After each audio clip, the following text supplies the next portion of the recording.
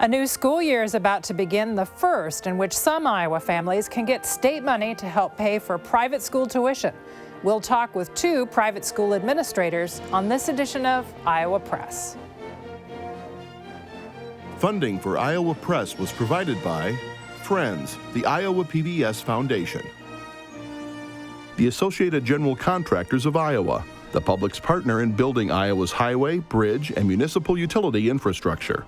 Elite Casino Resorts is rooted in Iowa. Elite was founded 30 years ago in Dubuque and owned by 1,200 Iowans from more than 45 counties. With resorts in Riverside, Davenport, and Larchwood, Iowa, Elite is committed to the communities we serve. Across Iowa, hundreds of neighborhood banks strive to serve their communities, provide jobs, and help local businesses. Iowa banks are proud to back the life you build. Learn more at iowabankers.com.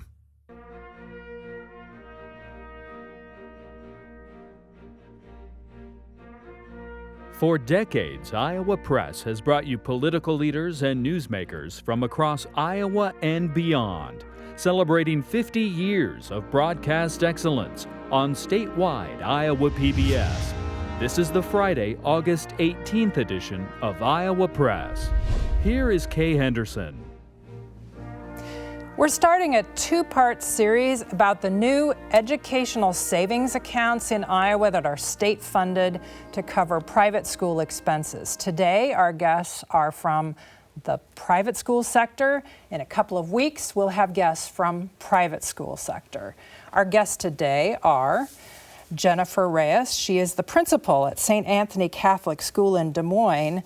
In Metro Des Moines, 19.5% of all the approved ESAs in the past couple of weeks came from Metro Des Moines.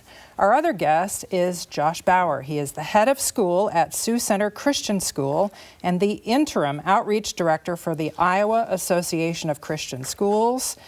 In case you didn't know, the highest approved applications for the ESAs per capita came from Sioux County. Sure, yeah. Thanks to both of you for being here. Yeah, thank you.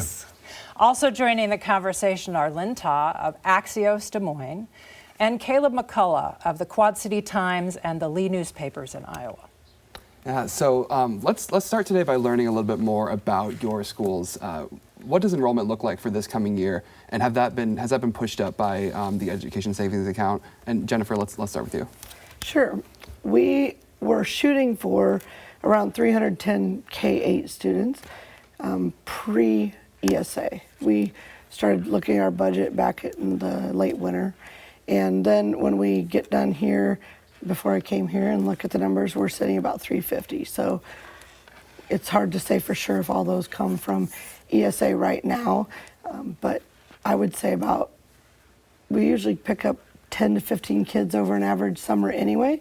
And so we're looking at about 50 kids that we picked up. Yeah, so at Sioux Center Christian, we have just about 550 students, K through 8.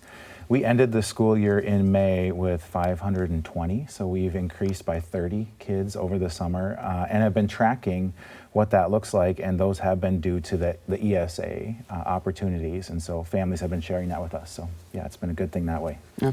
And then what about tuition? What is tuition for this coming year, and is that higher than last year because of the access that families have to this state funding?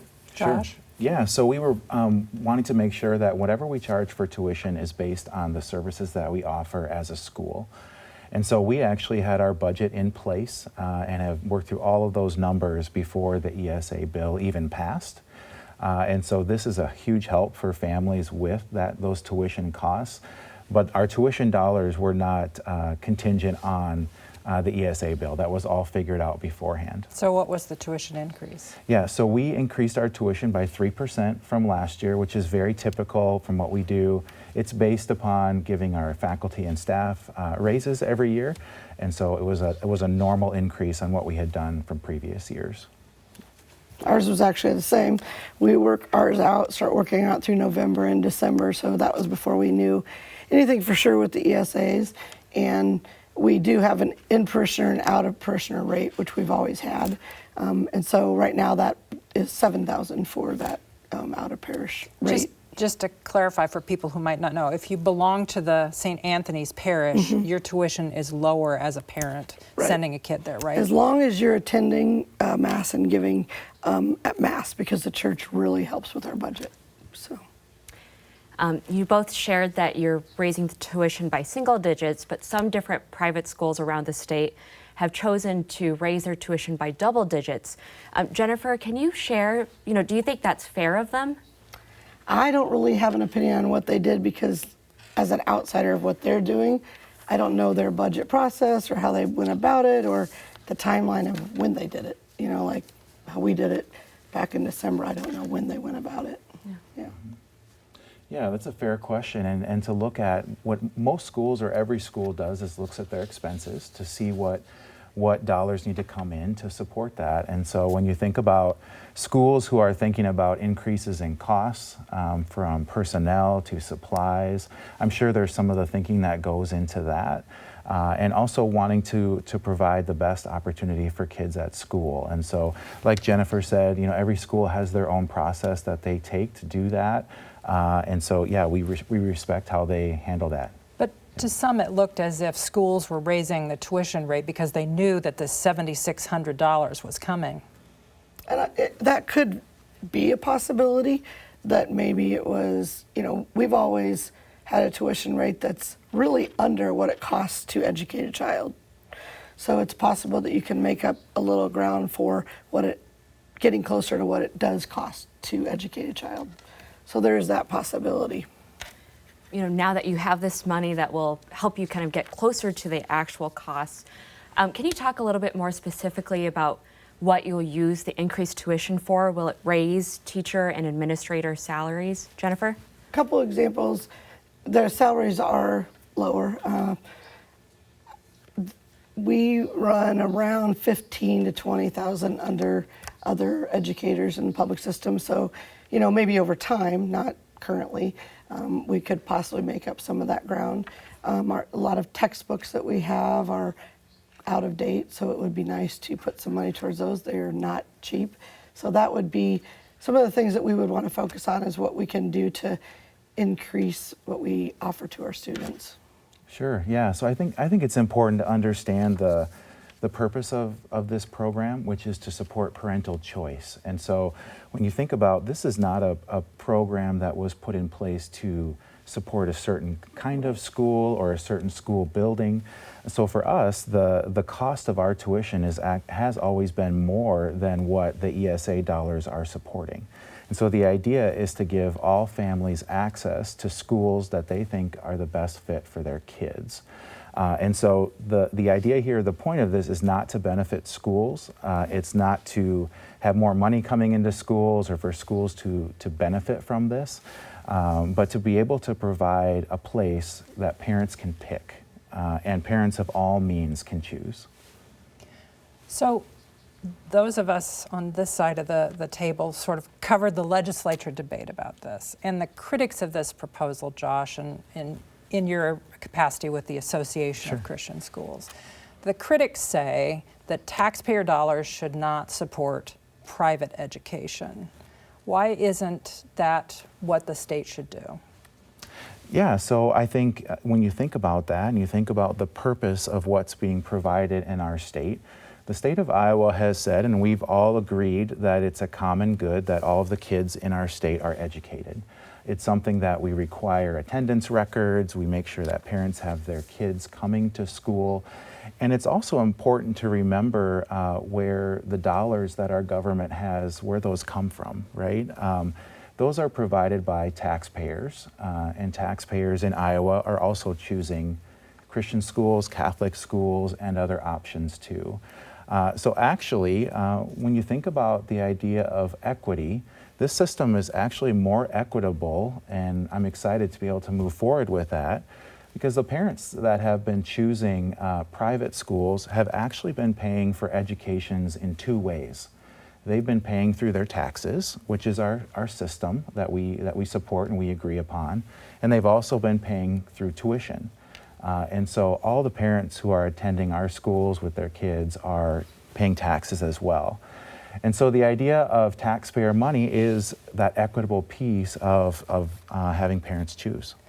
But if you look at where these applications for ESAs came from, again, almost 20% came from the Des Moines Metro, parents who live in the Des Moines Metro. And there were 3 counties in which parents had no private school option. How is that fair? So what I see happening, and what will be a really great opportunity, is that this is going to open up ways for schools to begin. And so that parents can have choices in those places that do not currently have another option for them to go to. This has really provided a pathway forward for schools of all kinds to be able to start, and that parents can have that choice to be able to open those opportunities. So when schools, if their enrollment increases, tuition increases, maybe getting some, increased funds coming to the school for various services, how can taxpayers be assured that this money will be going to improve the educations of students? Josh, why don't you? Sure. No, that's a very fair question, and accountability is something that's really important to us. So our schools have a couple of options when it comes to accreditation. They can either choose to be accredited through the State Department of Education, which many schools do, and go through their process and follow the procedures that a public school would follow in Iowa. In Iowa, we also have the opportunity to do what's called independent accreditation, where there are outside groups that are a third party that are coming to visit our schools that have really rigorous standards. They do site visits. They make sure that we're doing what we say we're doing. The other piece of this that I think is really important is that when a parent is deciding where they're going to school, they are choosing what that school is. And so they're choosing with their feet, right? And so our biggest form of accountability is the parents that are choosing where their kids are going to school. And if we're not doing well and we're not meeting the expectations and holding the line there, they leave, right? And that's something that we always have to think about too. Jennifer, one of the arguments by people who support this policy is that competition is great. So are the test scores at your school equal to raising the test scores at Des Moines Public Schools? You say, are they equal to or raising? Mm-hmm. Like, are we raising? The idea behind this is that competition is great. If you have public and private competing against each other, they will both rise. So are both rising? I don't know that we're competing against each other. And the boots on the ground, as educators, we're all trying our hardest in those classrooms to meet our kids' needs.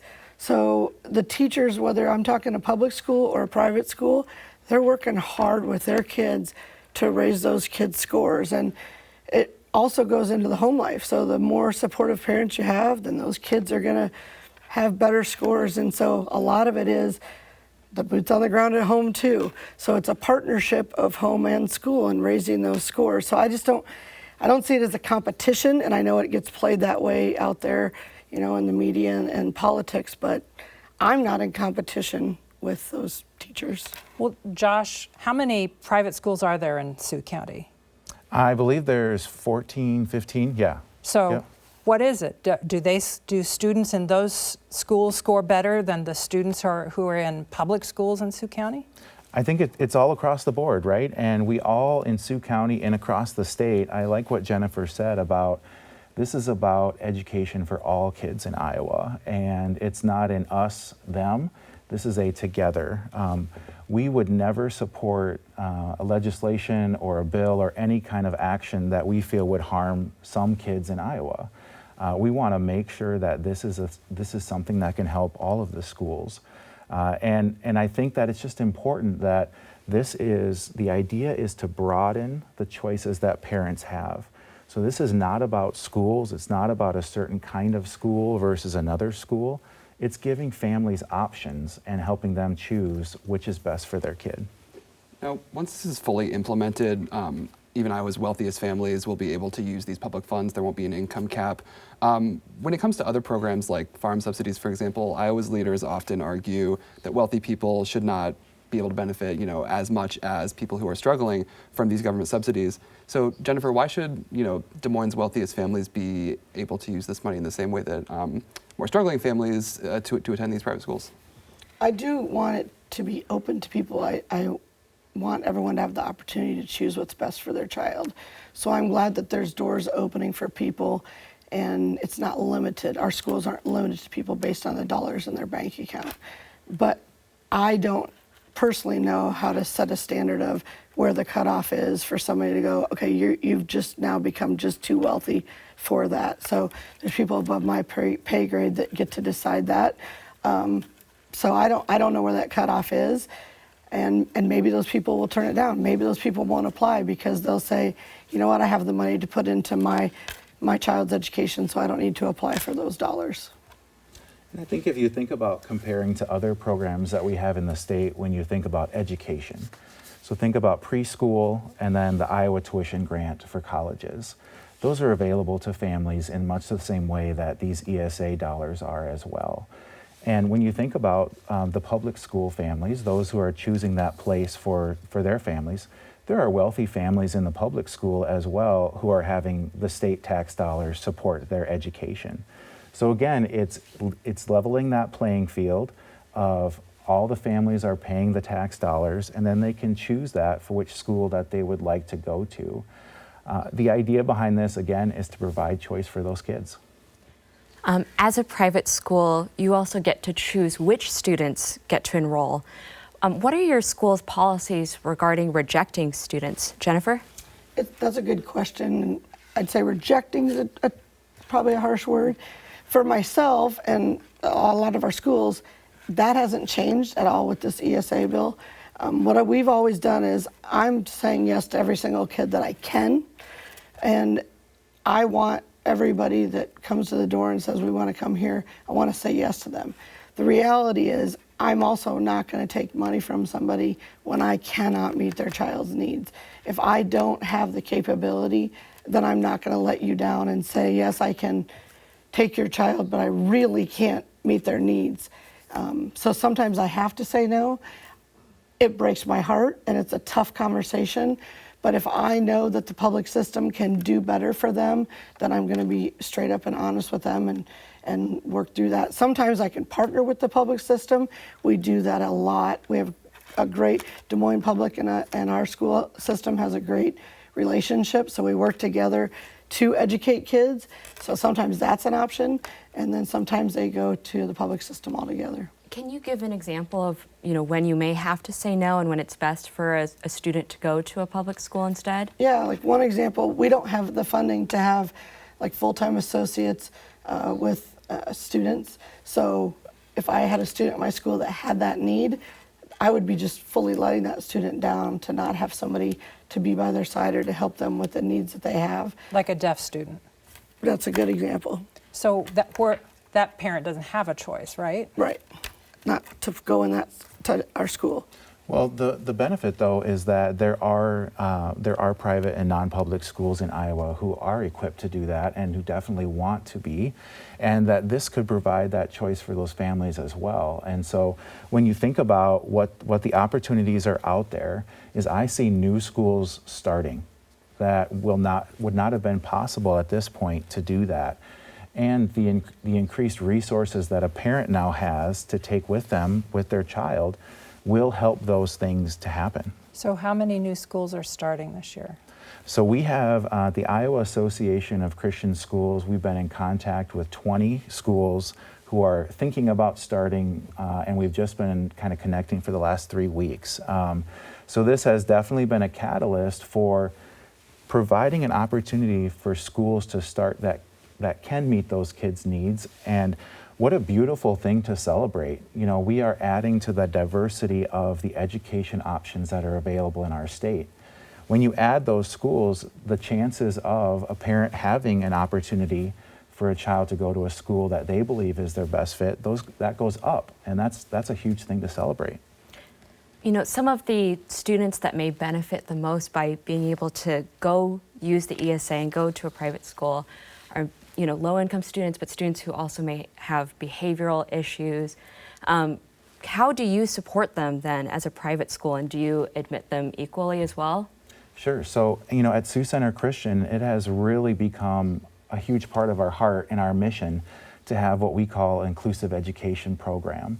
And so actually 20% of our students are served somehow on a 504 plan or an inclusion plan, whether that's supported in the classroom or maybe they need certain reading instruction that is one-on-one, or we call them paraprofessionals like what you had. But it is our heart that we want, if a parent wants to choose our school, we want to do our very best. Of course, we're very upfront if we don't feel like we're equipped to do that, but we definitely do everything possible to try to make that happen. Data released by the state in July indicated that 60% of the approved applications at that point came from parents who had already had a student enrolled in a private school in Iowa. 40% obviously were searching for an opening. I think maybe, Jennifer, you may not have the data on a statewide basis, but Josh, you may have some inkling. Are those 40% of applications going to find a spot in a private school? Yeah, and that's why I've been talking about the opportunity for these schools to start, because there is more demand in our state right now than there are seats in the non-public schools. And so we want to encourage schools of all kinds that would like to start a place in Iowa to really meet those needs of what the parents are wanting. But that'd be for the next academic year, not for the one that starts next That's week. right, that's right, yep. And so once the school year starts here, families will be able to use a marketplace set up by Odyssey, the company running this program, to purchase services like tutoring. Can you just tell us a little bit about how will that work at your school? Is it selected by the school? Is it a statewide marketplace the same for every student? Jennifer? There, you can set up your vendors in there and work through that, but the money goes into Odyssey and then it's directly paid to those vendors. Is that? Well, the question is, are the vendors approved on a statewide basis, or does every school get to approve, for instance, the tutors that tutor kids in that particular school? And I'm going to defer if you know that, because I don't handle the business side of that. Yeah, so the vendors are approved at the state level, and they have a vetting process to go through to be approved by Odyssey. Yep. And so we've been talking about equity quite a bit. Public school students obviously won't have the same access and the ability to use these public funds for these services. Do you think that gives an advantage to private school students when it comes to preparing for post-secondary education, for example, that public school students won't have? Well, I think what's important is that we want a school that best meets each child. And so when we think about the tax dollars that are supporting education, those tax dollars are supporting the education of kids in the public school as well, and they have for decades. And now what we're seeing is that equity is the dollars are supporting parents who are choosing kids for the private schools. And that's our heart, is that there would be a home for a child in a school that best meets their need, and that parents would be able to choose that. But I guess the question is, a student at your school or a Christian school can use this state tax dollar to take a class to prepare them to take the SAT or the ACT, whereas students in public schools in Iowa don't have that subsidy. Is that fair? You know, that's the way that the bill was written and what we are putting in place to support that. So yeah, of course, we're for opportunities for all the kids in Iowa, and that's what we're working through with the legislation. What happens if this all goes away, if Iowa gets a new governor and a new legislature? Josh? Yeah, I think that would be a very hard thing for our state. It'd be a very poor decision. And the idea behind this is what parents want. They want to be able to choose where their kids go to school. When you see polling of what that looks like, it's very popular when a parent has choices. And so what we're looking at, and we look across the nation too, that Iowa's not the only place that has this opportunity.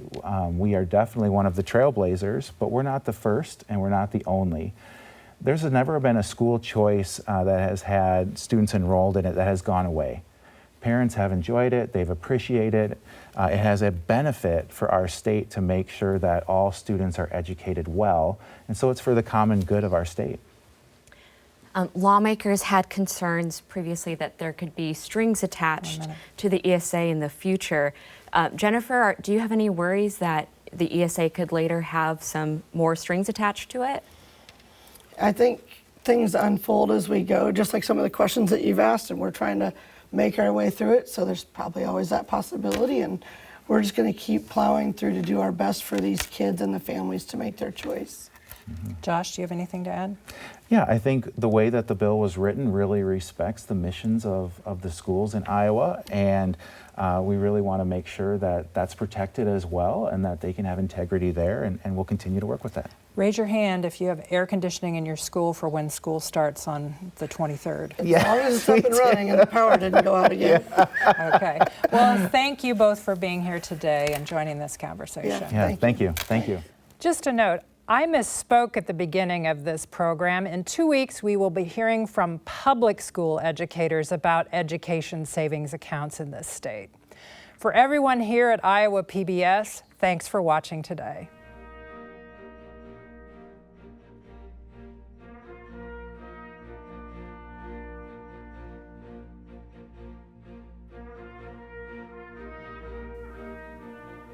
Funding for Iowa Press was provided by Friends, the Iowa PBS Foundation, the Associated General Contractors of Iowa, the public's partner in building Iowa's highway, bridge, and municipal utility infrastructure. Elite Casino Resorts is rooted in Iowa. Elite's 1,600 employees are our company's greatest asset. A family-run business, Elite supports volunteerism, encourages promotions from within, and shares profits with our employees. Across Iowa, hundreds of neighborhood banks strive to serve their communities, provide jobs, and help local businesses. Iowa banks are proud to back the life you build. Learn more at iowabankers.com.